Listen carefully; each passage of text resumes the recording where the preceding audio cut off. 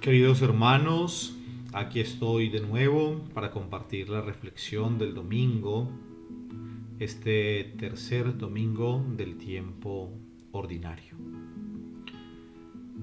Y hoy, tanto en la primera lectura tomada de la profecía de Jonás como en el Evangelio según San Marcos, hay un tema en común y es la conversión.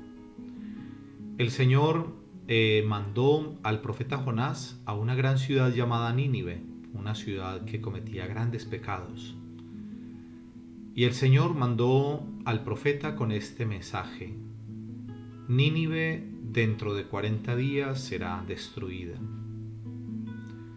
Pero toda la gente de aquel pueblo, comenzando desde el más grande hasta el más pequeño, el rey, todos hicieron ayuno, se arrepintieron ante el Señor.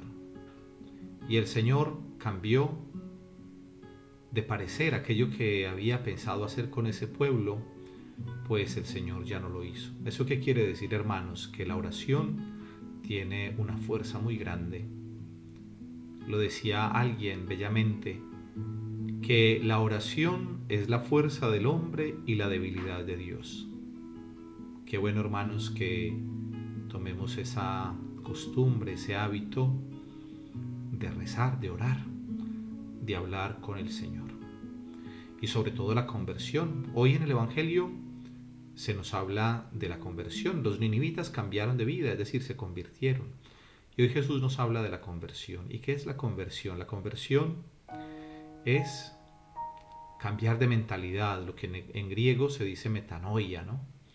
Metanoia, cambio de mentalidad, cambiar nuestras actitudes, hacer un alto en el camino y mirar cómo estamos viviendo nuestra vida, a ver si esa vida que llevamos es conforme a la voluntad de Dios, a sus mandamientos.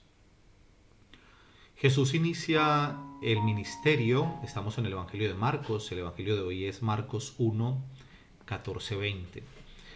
Y Jesús comienza su ministerio anunciando el Evangelio de Dios. ¿Y qué es el Evangelio? El Evangelio es una buena noticia.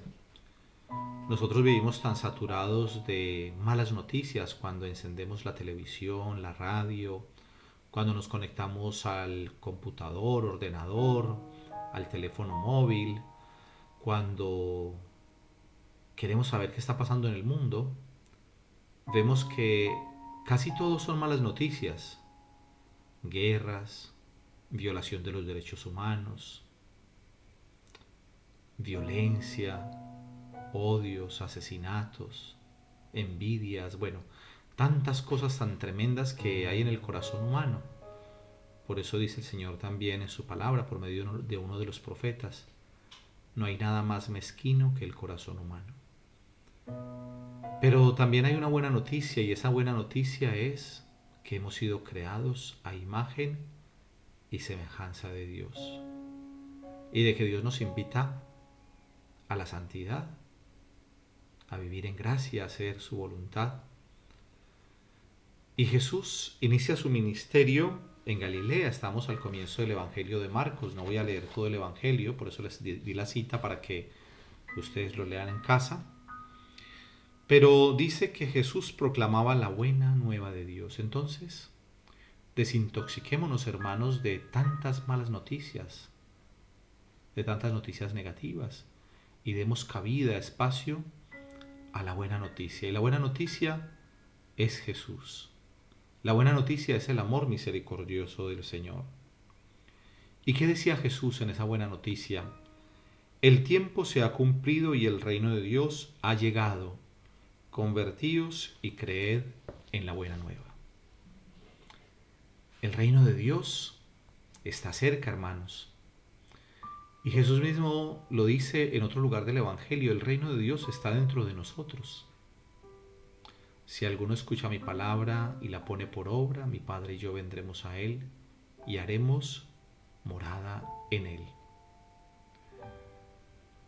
Creo que ya lo había dicho en otra ocasión, en una homilía. Hay un pueblo de Colombia que se llama Villa de Leyva. Villa de Leyva, Boyacá, es un pueblo muy bello, al que le tengo un gran cariño porque en aquel pueblo hice mi noviciado como carmelita, por allá en el año 2000. Y es un pueblo muy bello, con una gente maravillosa. Pero hay un letrero en la puerta del cementerio de ese pueblo que dice: aquí comienza la vida eterna. Y yo recuerdo que yo tenía un formador, un sacerdote formador de la comunidad, que nos hizo una reflexión sobre eso y tiene toda la razón. Es falso que en un cementerio comience la vida eterna, que en la muerte comience la vida eterna. Es verdad que cuando morimos vamos al encuentro del Señor, pero nada más ajeno a la eternidad que un cementerio. Yo creo que un cementerio, por muy bien organizado que esté, por muy limpias que estén las tumbas, por muchas flores que hayan, no deja de ser eso, un cementerio. Y creo que es la figura más lejana a la vida eterna. Es que la vida eterna, nosotros no nos vamos a quedar en un cementerio. Precisamente la muerte ha sido vencida. Precisamente Cristo se ha levantado victorioso del sepulcro y seremos resucitados. Por eso un cementerio no dice que esa será la vida eterna. Y decir que en un cementerio o que ahí en la muerte comienza la vida eterna, no, es una transformación. Pero la vida eterna, el reino de Dios, lo tenemos que instaurar desde aquí, en la medida en que amamos a los hermanos, en la medida en que hacemos un mundo mejor, en la medida en que nos dejamos conducir por los mandamientos del Señor. Lo que pasa es que los mandamientos, como la palabra mandamiento, nos suena a mandato, entonces también como que lo asociamos a imposición. Y vivimos en un mundo donde no queremos que nos impongan nada. Decimos que somos libres y por lo tanto no queremos que nadie nos mande, que nadie nos imponga. Pero los mandamientos de Dios no son imposición. Los mandamientos de Dios, en su infinita sabiduría, Dios nos los ha dado para que vivamos bien, para nuestro bien. Parece que los mandamientos son normas y como normas nos asfixian y como normas nos quitan la libertad, y no, es al contrario. Cuando cumplimos los mandamientos somos felices. Cuando cumplimos los mandamientos del Señor somos libres, porque conservamos la armonía, el equilibrio que Dios quiere que nosotros tengamos. Pensemos en alguien que comete adulterio. Esa persona podría pensar: yo soy libre y entonces me puedo echar una canita al aire, ¿no? Como decimos en Colombia, me echo una canita al aire, entonces pues que ni la mujer se entera, ni los hijos se enteran y cometo adulterio. Claro, también puede darse del otro lado, de la mujer, porque no solamente cometen adulterio los hombres. Y entonces la persona dice: pues qué más da, no dejo pasar esta oportunidad y me doy este gusto, o simplemente, bueno, aprovecho este momento. Pues esa persona que va en contra de los mandamientos de Dios, que dice que es pecado del adulterio y que dice no cometerás adulterio, esa persona, creyendo que es libre, lo que hace es echarse encima tanto sufrimiento, tanto dolor, porque esas cosas tienen unas consecuencias en la misma persona y en los que le rodean, porque cuando estas cosas salen a la luz, porque no hay nada oculto, pues sufre la familia, sufren los hijos, vienen los resentimientos, las heridas, y a veces por un momento, por un periodo de tiempo, que una persona hace cosas que no corresponden a la voluntad de Dios, genera heridas que pueden durar toda la vida.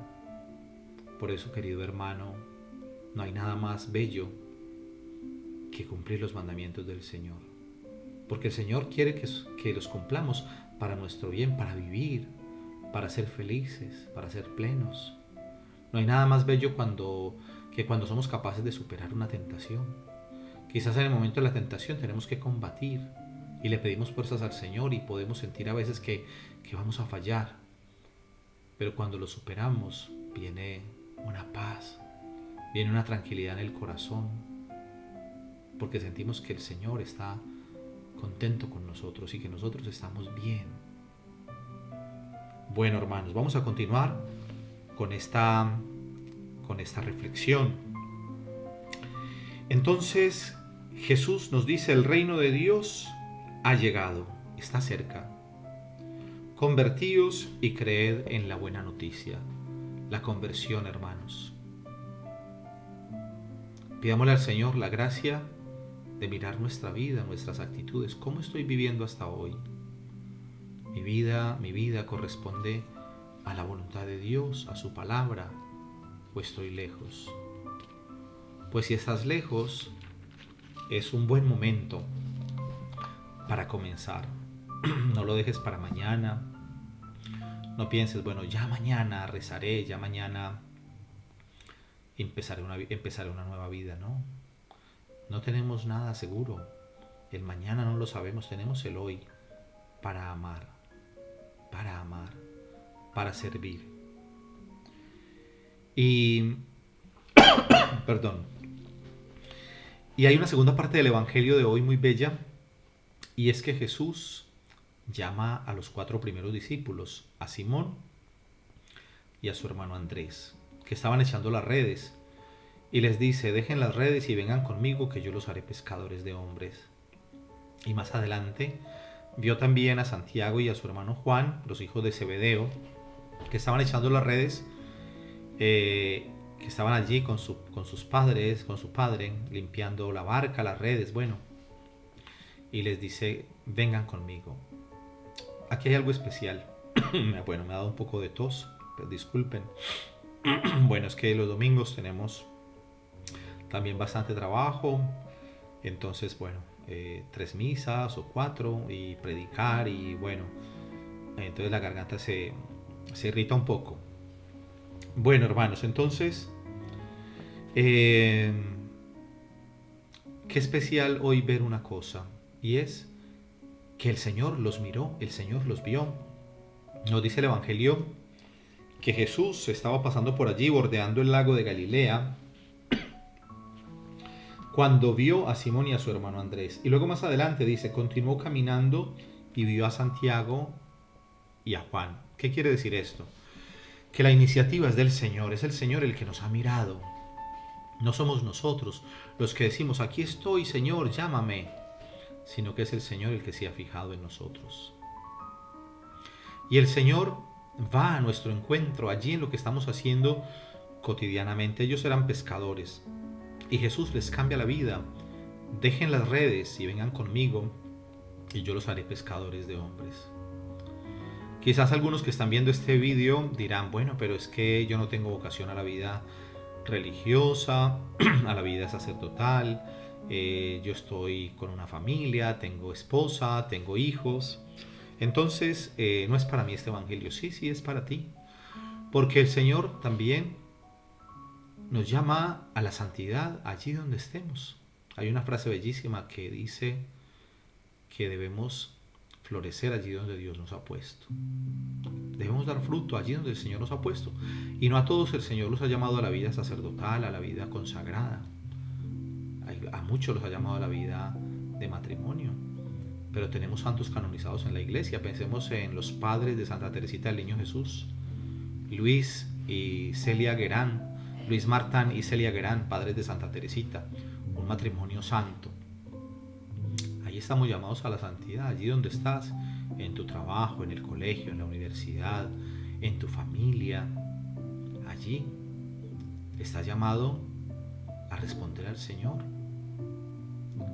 Por eso vamos a darle gracias hoy al Señor, porque el Señor nos ha mirado con bondad, nos ha mirado con misericordia. Queridos hermanos, una feliz semana para todos. En el nombre del Padre, del Hijo y del Espíritu Santo. Amén.